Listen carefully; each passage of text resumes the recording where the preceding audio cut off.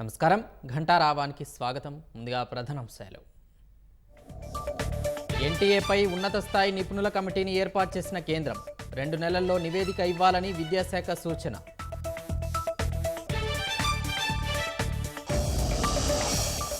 హైదరాబాద్ను health tourism హబ్గా తీర్చిదిద్దుతామన్న CM. అభివృద్ధిలో చంద్రబాబుతో పోటీ పడతానని స్పష్టీకరణ. రుణమాఫీ నిర్ణయంపై కాంగ్రెస్ శ్రేణుల సంబురాలు. సీఎం రేవంత్ రెడ్డి భట్టి చిత్రపటాలకు పాలాభిషేకాలు.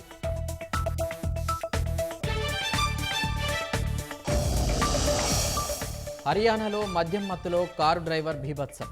పత్రాలు తనిఖీ చేస్తున్న ట్రాఫిక్ పోలీసును ఈడ్చుకెళ్లిన వైనం.